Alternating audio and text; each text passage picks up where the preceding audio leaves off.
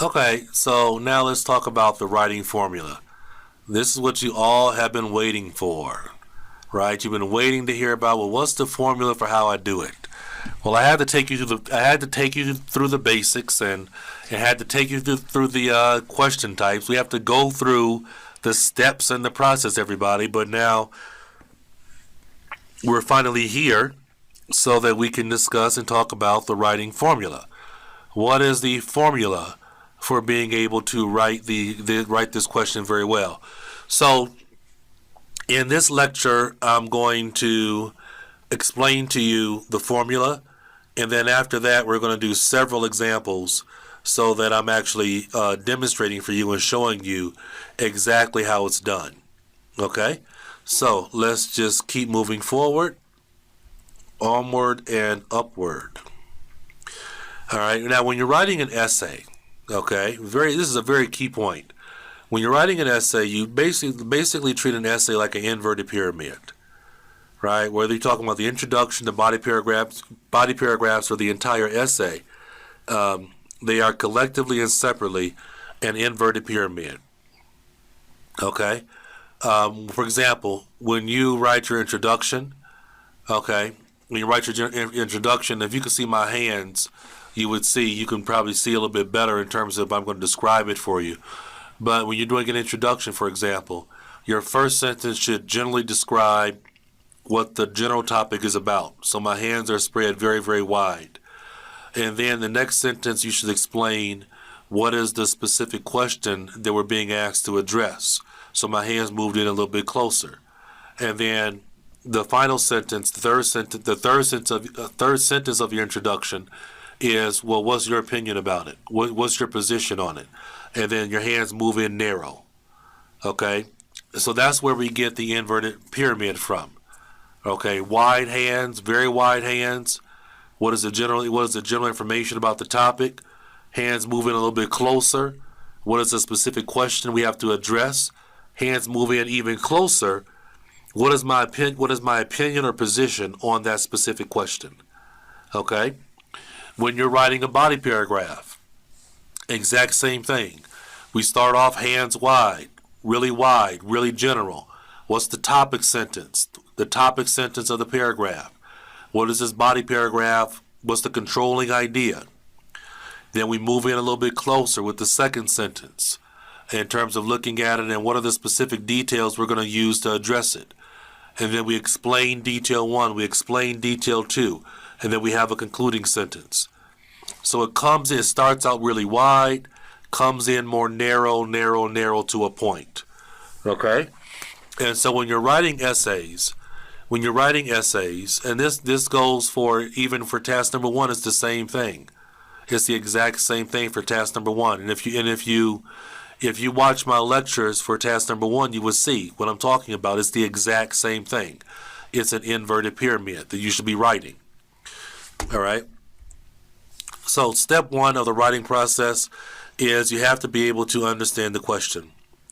All right? And a lot of students struggle with this, right?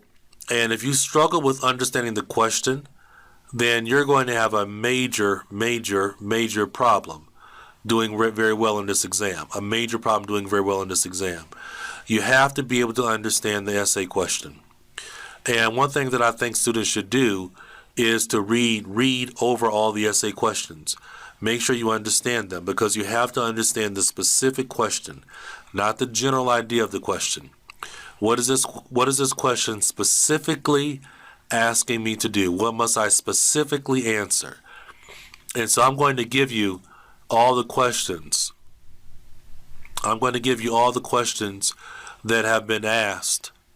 All the questions that have been asked for the past few years on the IELTS task number 2. And you should read through them and make sure you understand them, because if you do, then when you take your exam, you have no problem with understanding the question. Step number 2 is you want to outline the essay. You have to do this in less than 5 minutes. I think you should do it in 3 to 4 minutes. But it's very important that you outline the body of your essay. Okay? Outline the body of your essay. That's what you want to do. Because when you outline, it makes your writing so much better, so much more organized. The way you outline is you have to think of the idea that each body paragraph will be about. That's your controlling ideas. And then you want to think of your 2 details for each controlling idea. A couple of points. The controlling ideas are given for the following questions: an advantage, disadvantage, a problem solution, or discuss both sides, a 2-part question. With those questions, you don't have to think about what your controlling ideas are going to be, because the question tells you, right? If you have an advantage, disadvantage question, you know the controlling idea for your body number 1 is going to be about the advantages. Your controlling idea for the body number 2 is going to be your disadvantages. If you have a problem solution question, you know the controlling idea for your body 1 is going to be the problems. The controlling idea for your body 2 is going to be the solutions. So for some question types, the controlling ideas are basically given to you. You must come up with the controlling ideas yourself if you have an opinion question or an agree or disagree question. With those questions, they don't tell you what the controlling ideas are. You have to think of what they are. And that might, for some students, that's a little bit more challenging to be able to do. All right, now it's very why some people say, well why should I do an outline? Why should I do that? Why should I take that time? Number one, even before I get into this, a lot of students, what they do is they look at a question and then they read it and they start writing. They have no plan. They don't know where they're going, and their writing is often very messy. They have a big problem with coherence. Their details and their topic sentences never agree because there's no plan. You're writing from your stream of thought, and also you go slower because when you don't have an outline, you're constantly stopping, thinking, erasing, stopping, starting, thinking, stopping, erasing. It is very, very cumbersome, and I don't recommend it. Outlining makes you write faster, makes you write more organized. It makes you directly answer the question, and also you learn how to write with quality, right? When you're writing, you can really spend your time thinking about what kind of sentence do I want to write here? Do I want to make this a compound sentence, a complex sentence? Do I want to use an adjective clause here? You can think about the things that are going to help you to be able to get a good grade. Step number 3 is introductions. For an introduction for the IELTS exam, you only need to do 3 sentences. Not 4, not 5, not 6, 3 sentences. In the first sentence, you're going to give me a general idea of what the essay topic is about. Tell me some general information about the main idea of the question. In your sentence number 2, you're going to paraphrase a specific question. Tell me what the question wants you to do. What is your goal in the question? What does this question want you to answer? And in sentence number 3, you're going to give me your thesis statement. Tell me your opinion and the controlling ideas of your body paragraphs. That's what you're going to do. You're going to give me your thesis statement. And I'm going to do several introductions for you in terms of with lectures, and you're going to have a really good chance to see and witness how introductions are done properly. Right. So when you're doing an introduction, these are the 3 questions you want to be able to answer. What's my job for the first sentence? To discuss the main idea. What's my job for the second sentence? What is the question asking me to do? What's my job for the third sentence? What is my opinion? Introductions are all about general, specific opinion. General, specific opinion. General, specific opinion. For the body paragraphs, there are 2 different methods you can use. I like method number 1 the most. I think it's the most streamlined and organized way of doing it. You have 5 sentences for a body paragraph, for each body paragraph. You need to be able to finish a body paragraph in 8 to 10 minutes.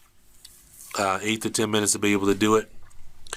And your sentence number 1 is your topic sentence.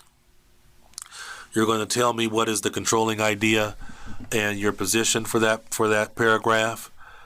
And then your second sentence, you're going to tell the 2 specific details that you use to support your position and controlling idea. Sentence number 3, you're going to explain detail 1. Sentence number 4, you're going to explain detail 2. Sentences 3 and 4 are where a lot of students don't do well and why they don't get good grades. They're not able to They don't have the ability to explain themselves very well. They don't have the ability to really talk about what the essay question is about in terms of explaining and answering the question. And then your fifth sentence, you should do a concluding sentence or a transition sentence at the end. Okay? In the second method, we have a second method. And in this method, it's a little bit different. We, of course, have to start off with the topic sentence. And then our sentence 2, we present detail 1. Sentence 3, explain detail 1. Sentence 4, present detail 2. Sentence 5, explain detail 2. And we have a sixth sentence, which is our concluding transition sentence. Okay, so this is more of the traditional way that some students learn to do it. Either way is fine. Either way works. Like I said, my preference is method number 1, and that's the method you're going to see me use the most. But I'm also going to show method number 2 also. Sometimes you'll have to do an opinion paragraph. If you do, don't do more than 3 sentences, and you just have to express what is your opinion and why you have it. Remember, sometimes you have an opinion question for a discuss both sides question, and you might have an opinion question for a advantage disadvantage question, and which one is better? Which one is better in your opinion, or which one is the more prominent side? Advantages or disadvantages. In terms of a conclusion, conclusions are really straightforward. Really straightforward. Summarize the main points of your essay, restate the thesis statement, make a recommendation or a suggestion. The conclusion is not where you're going to get a lot of your points, but it's something that you have to do and do properly and do well. And so in the upcoming lectures, you're going to see from me how to do conclusions, so that you'll be able to know also how to do a really good job.